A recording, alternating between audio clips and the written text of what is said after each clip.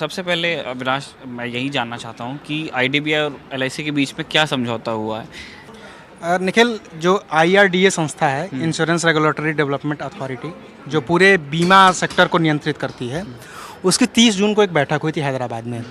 वहाँ पे अधिकारियों ने ये तय किया कि चूंकि IDBI बैंक जो है वो बहुत घाटे में चल रहा है और LIC ठीक ठाक फ़ायदे में है, LIC बैंकिंग सेक्टर में उतरना चाहती है, तो तय ये किया गया कि LIC कोई नया बैंक का वो न ले, कोई नया रजिस्ट्रेशन ना कराए और LIC IDBI बैंक में ही 51% की हिस्सेदारी खरीद ले। तो इसको लेकर के एक आमतौर पर सहमति बन गई है कि अब LIC जो है बैंकिंग सेक्टर में उतरने के लिए IDBI बैंक का सहारा ले रही है और उसके जरिए वो बैंकिंग सेक्टर में उतर रही है। तो ये जो आप 51% निवेश बता रहे हैं, इसके बदले एलआईसी को कितना पैसा देना पड़ेगा?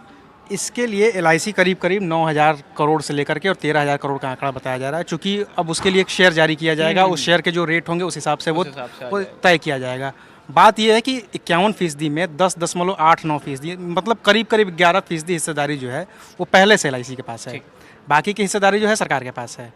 तो अब जो है सरकार को चूँकि बहुत ज़्यादा नुकसान हुआ है और वो उसको बेचना चाहती है, तो अब LIC बाकी की बची हुई 40-41% जो शेयर हैं वो उसे खरीदने हैं और उसके लिए 9,000 से 13,000 करोड़ के बीच का जो आंकड़ा आ रहा है वो तब आएगा जब उसके बाद शेयर जारी किए जाएंगे, उस शेयर के रेट जारी किए जाएंगे और फिर उसको खरीद लिया जाएगा। इस फैसले को लेकर जितना डर लोगों के दिमाग में है वो आता है आईडीबीआई बैंक की, जो आप ये कहिए कि जो बुक्स हैं उनकी, जो अकाउंटिंग बुक्स हैं, उसमें आईडीबीआई बैंक में आप ये कहिए कि बहुत ही ख़राब आंकड़े उनके पास में है। तो आईडीबीआई बैंक की हालत कैसे हुई है? इतने घाटे में बैंक कैसे पहुंचा है? अच्छा, एक चीज़ है, अगर आप विजय माल्या का नाम लें तो क्या आपको क्या समझ में आता है? सबसे पहले NPA हाँ। कि विजय माल्या जो है पैसे लेकर के भाग गया। और अगर ये बताया जाए कि IDBI जैसे बैंक ने विजय माल्या को भी पैसे दिए थे, अच्छा, तो परसेप्शन क्या बनेगा आपका? यही हो रहा है। IDBI बैंक ने विजय माल्या को पैसे दिए 900 करोड़ रुपए लेकर के वो भाग गए। जो एयरसेल कंपनी थी जो कि बंद हो चुकी है, जो टेलीकॉम सेक्टर में कंपनी थी, उसके जो पूर्व प्रमोटर थे शिवशंकरम, अच्छा, उनको 600 करोड़ रुपए दे दिए बिना जांचे परखे। मछली पकड़ने वाली कंपनियों को उन्होंने पैसे दिए उस खेत के आधार पर जो एग्जिस्ट ही नहीं करते थे। अच्छा, तो इतना तो भरोसा टूटा हुआ है IDBI से। और रही बात उसके जो आंकड़े की, तो पिछले 3 साल में IDBI बैंक को अकेले 17,000 करोड़ रुपए का नुकसान हो चुका है। अच्छा, फिलहाल इस बैंक पर 55,000 करोड़ का NPA है। NPA का मतलब ये है कि वो पैसा अब आने की संभावना बिल्कुल ही क्षीण हो गई है। ख़त्म है। 1,98,000 करोड़ रुपए का इसने लोन दिया है अच्छा, IDBI बैंक ने, और इसमें भी ये बताया जा रहा है कि जो 1,98,000 करोड़ रुपए का लोन है, इसमें भी करीब करीब 55,000 करोड़ रुपए NPA हो सकता है। अच्छा, अब सोचिए कि 1,10,000 करोड़ रुपए तो सीधे सीधे डूब रहे हैं। जिस बैंक 55,000 डूब चुके हैं, 55,000 डूबने वाले हैं, और ऐसी कंपनी को LIC खरीदने जा रही है जिसमें हमारा आपका पैसा लगा हुआ है, तो फिर हमारे आपके मन में तो डर बैठना स्वाभाविक है। अच्छा। तो यही मेरा अगला सवाल भी था कि जैसे एक ये तो आम राय होगी, लेकिन कुछ एक्सपर्ट्स ने भी LIC के इस डिसीजन को क्वेश्चन किया। उन्होंने कहा है कि ये LIC के लिए घाटे का सौदा हो सकता है। उनका क्या तर्क है? उनका यही तर्क है कि LIC चाहती, अगर LIC को बैंकिंग सेक्टर में उतरना है तो वो एक नए बैंक में इन्वेस्ट कर सकती थी। चूँकि LIC जो है पिछले 2.5 साल में 21 बैंकों में निवेश कर चुकी है, जिसमें 1% से ज़्यादा की उसकी हिस्सेदारी रही है। उन 21 बैंकों में 18 बैंकों से उसको सिर्फ और सिर्फ नुकसान हुआ है। सिर्फ विजया बैंक, इंडियन बैंक और एक और बैंक है स्टेट बैंक ऑफ इंडिया। स्वाभाविक तौर पे। तो इन्हीं तीनों बैंकों से उसे फ़ायदा हुआ है। बाकी के सारे बैंक, जितने भी बैंकों में, सरकारी बैंकों में इसने पैसा लगाया, वो सब डूब गए हैं इसके। यही दूसरी तरफ LIC ने प्राइवेट सेक्टर में भी पैसा लगाया, क्योंकि बैंकिंग में उतरने के लिए बहुत ही बेताब थी ये कंपनी। तो जितने भी निजी बैंकों में पैसा लगाया उसमें सब में इसमें फ़ायदा पाया है।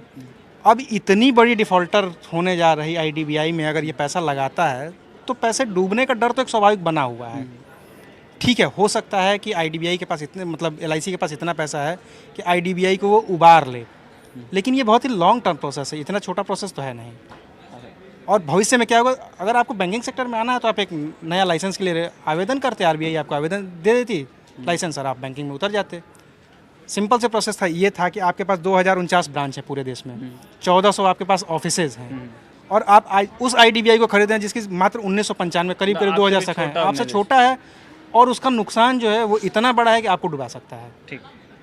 क्या अविनाश, इस बहस में एक दूसरा पक्ष है जो ये कहता है कि ये सौदा LIC के लिए फ़ायदे का हो सकता है?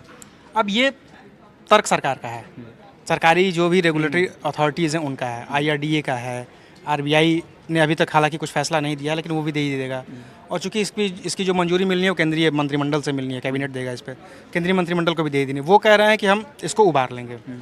पैसा डूब रहा है, ठीक है, LIC के पास पैसा है, LIC के जो जितने भी ब्रांचेज हैं, जैसे जो 2049 ब्रांचेज हैं वो मिल करके, और 1995 जो ब्रांचेज है IDBI के, ये मिल करके IDBI को भी बड़ा करेंगे, LIC को भी बड़ा करेंगे।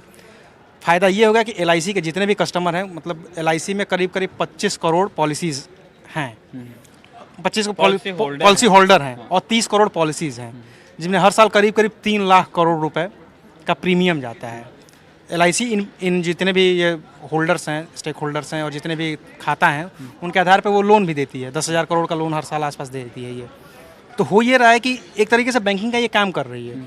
अब कहा यह जा रहा है कि IDBI के साथ मिलकर के ये प्रॉपर बैंक हो जाएगा, और IDBI के जितने भी सोर्सेज हैं उसका इस्तेमाल करके LIC एक बड़ा बैंक सेटअप कर सकती है, और IDBI को जो नुकसान हो रहा है वो LIC के पैसे से उसको कंपनसेट किया जा सकता है। ये पूरा तर्क है उनका। तो ये दोनों तर्क हैं, और ये दोनों तर्क किस तरह से मार्केट में प्ले आउट होते हैं उसके लिए यही बेहतर रहेगा कि थोड़ा इंतज़ार कर लिया जाए, क्योंकि जितनी जानकारी इस वीडियो के शूट होने तक हमारे पास थी वो यही है कि ये लगभग तय है कि अब ये होने जा रहा है। इसमें हुआ एक IRDA ने मंजूरी दे दी है, 30 जून को बैठक की, IRDA ने मंजूरी दे दी। अब इसको LIC को मंजूरी देना, चूँकि LIC को ही पैसा देना है तो LIC को मंजूरी देनी है, वो भी लगभग मिल ही जाएगी, क्योंकि उनसे बातचीत करके ये तय किया गया होगा। उसके बाद केंद्रीय कैबिनेट के पास जानी है, चूँकि सरकारी इतने बयानात आ चुके हैं कि नहीं ये बहुत अच्छा सौदा है, तो इसको लगभग हो ही जाना है। हालांकि बात यह है कि इस पर पूरा विपक्ष हमलावर है। ठीक, पूरा विपक्ष यही कह रहा है कि ये जो भी पैसा है, सरकार का लुटा हुआ पैसा आम आदमी भरे। सरकारी गलती है, विजय माल्या को लोन देने में आपने सरकार ने गलती की, बैंकों ने गलती, सरकारी बैंक ने गलती की, उसको एयरसेल को देने में गलती की, मछुआरों को देने में गलती।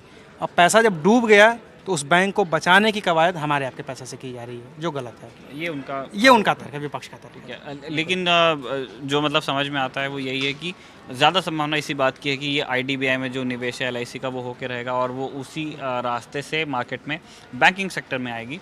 और तब तक के लिए हमें इंतज़ार कर लेना चाहिए, थोड़ा वक्त देना चाहिए इस फैसले को, और उसके बाद जो इसके अच्छे या बुरे असर होंगे उसके आधार पर फिर इसे या तो तारीफ़ होनी चाहिए इस चीज़ की, या तो क्रिटिसाइज़ करना चाहिए, क्योंकि उससे पहले तक बहुत ज़्यादा जो बातें हैं वो सारी प्रेडिक्शन की भाषा में ही की जा सकती हैं, और प्रेडिक्शंस के साथ ये वही दिक्कत है कि वो सही निकलते हैं नहीं निकलते हैं।